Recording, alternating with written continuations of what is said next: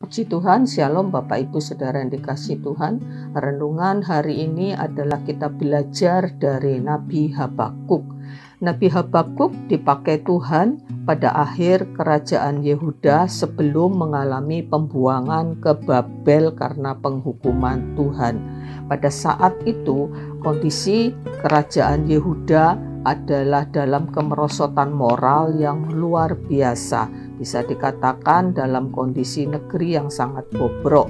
Habakuk 1 ayat 1 sampai yang keempat, Habakuk menulis bagaimana terjadi kelaliman, terjadi kekerasan yang merajalela di semua aspek kehidupan. Orang benar ditindas, hukum tidak berjalan. Sedangkan rajanya sendiri, yaitu Raja Yoyakim, adalah raja yang jahat di mata Tuhan dan melakukan berbagai macam kemaksiatan di hadapan Allah.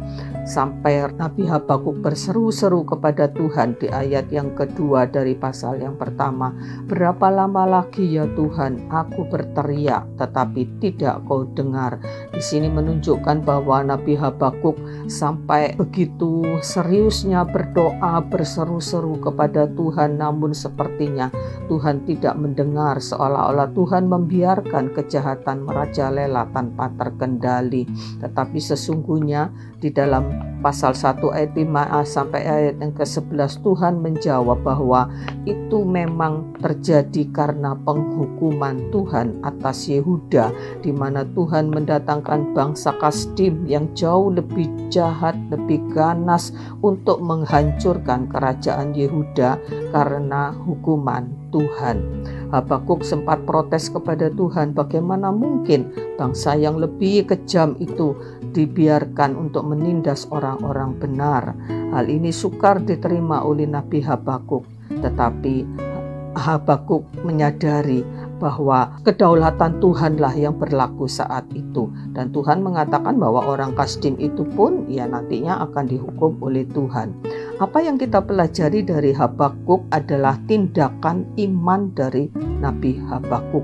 Dalam kondisi seperti itu, kemudian Nabi Habakuk melakukan tindakan, yaitu menanti-nantikan Tuhan di menara pengintaian di pasal 2 ayat 1 sampai yang kedua, di mana disitulah Nabi Habakuk berdiam diri di hadapan Tuhan. Dia berdoa sungguh-sungguh dan menanti-nantikan jawaban Tuhan. Dia tidak melayangkan atau menyuarakan protesnya atau keluh kesahnya kepada Tuhan, tetapi dia berdiam diri untuk menanti-nantikan jawaban Tuhan. Dia tetap dalam kondisi iman yang kuat kepada Tuhan, bahwa Tuhan akan melakukan yang terbaik. Karena itulah kita melihat bagaimana kemudian Nabi Habakuk bisa menenangkan dirinya. Di pasal yang ketiga ayat 16 bagian B dikatakan, namun dengan tenang akan ku nanti-nantikan hari kesusahan yang akan mendatangi bangsa yang bergerombolan menyerang kami. Justru Nabi Habakuk bisa menyatakan imannya, dan Nabi Habakuk melanjutkan pernyataan imannya di dalam ayat yang ke-17 sampai ayat yang ke-19. Inilah pernyataan iman yang luar biasa yang dinyatakan oleh Nabi Habakuk. Sekalipun pohon ara tidak berbunga, pohon anggur tidak berbuah, hasil pohon zaitun mengecewakan, sekalipun ladang-ladang tidak menghasilkan bahan makanan, kambing domba terhalau dari kurungan, dan tidak ada lembu sapi dalam kandang, namun aku akan bersorak-sorai di dalam Tuhan, beria-ria di dalam Allah yang menyelamatkan aku. Allah Tuhanlah, itulah kekuatanku. Ia membuat kakiku seperti kaki rusa. Ia membiarkan aku berjejak di bukit-bukitku. Inilah pernyataan iman yang luar biasa dari Nabi Habakuk. Dia belum melihat jawaban Tuhan, dia belum melihat pertolongan Tuhan, tetapi yang ada di depan matanya justru adalah hari-hari malapetaka yang diizinkan Tuhan terjadi. Ini satu kondisi perekonomian yang sangat-sangat mengerikan, yang sangat-sangat parah akan dihadapi oleh bangsa Yehuda. Yehuda, tapi Nabi Habakuk bisa dengan iman mengatakan bahwa Allah itulah kekuatannya. Dia yang bisa membuat kakinya berjejak melintasi bukit-bukit seperti kaki rusa, dan dia akan tetap bersorak-sorak di dalam Tuhan dan beria-ria di dalam Allah yang menyelamatkan dia.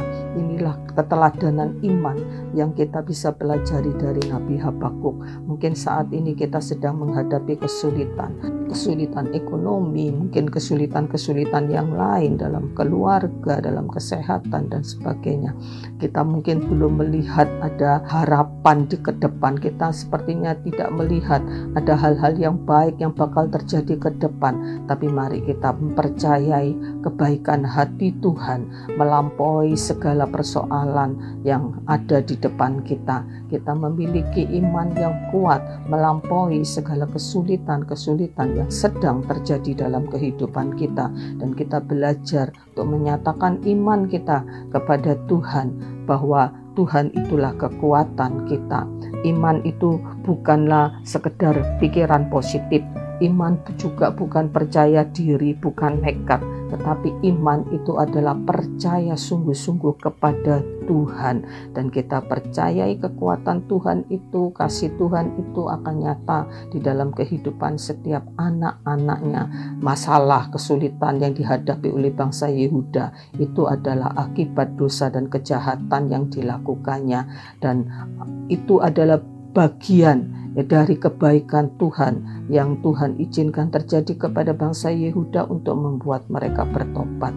Dan kita lihat ketika bangsa Yehuda kemudian selesai menjalani masa penghukumannya, ditawan di kerajaan Babel selama 70 tahun, Allah memulihkan, Allah mengembalikan Yehuda, Allah mengasihi Yehuda, dan kita percaya apa yang Tuhan lakukan kepada bangsa Yehuda itu juga Allah lakukan kepada kita. Ketika Tuhan izinkan mungkin karena kesalahan kita, karena kelalaian kita mengalami kesulitan, tapi percayalah Tuhan selalu punya maksud-maksud yang baik di dalam kehidupan kita. Mari kita belajar beriman seperti Nabi Habakuk, dan kita percaya kita akan juga bisa seperti Nabi Habakuk tetap bersorak-sorai, tetap bersuka cita sekalipun kita belum melihat ada hal-hal yang baik yang akan terjadi di depan kita. Mungkin yang kita lihat hanyalah kesulitan, masalah, tetapi percayalah dengan kekuatan Tuhan kita akan mampu tetap bersuka cita di dalam segala perkara. Amin. Puji Tuhan. Tuhan memberkati. Mari kita berdoa. Tuhan, kami percaya kebaikan hati-Mu di tengah-tengah masalah yang Tuhan izinkan terjadi. Mungkin karena kesalahan kami, mungkin karena kelalaian kami, tapi kami percaya apa yang Tuhan izinkan terjadi adalah bagian daripada anugerah Tuhan. Dan kami akan melihat, ya Tuhan, kasih Tuhan tetap nyata, kekuatan Tuhan nyata di dalam kehidupan kami, dan pertolongan-Mu juga pasti akan nyata pada waktunya. Dan ajar kami untuk menanti-nantikan Tuhan, untuk tetap setia berharap kepada Tuhan, dan tidak menaruh harapan kami kepada yang lain. Kami tetap beriman kepada Tuhan, karena Engkau-lah yang terutama dalam kehidupan kami, dan kami percayai kasih-Mu nyata dalam kehidupan kami. Terima kasih Bapa, kami mengucap syukur untuk hari ini. Dalam nama Yesus kami berdoa. Amin. Puji Tuhan.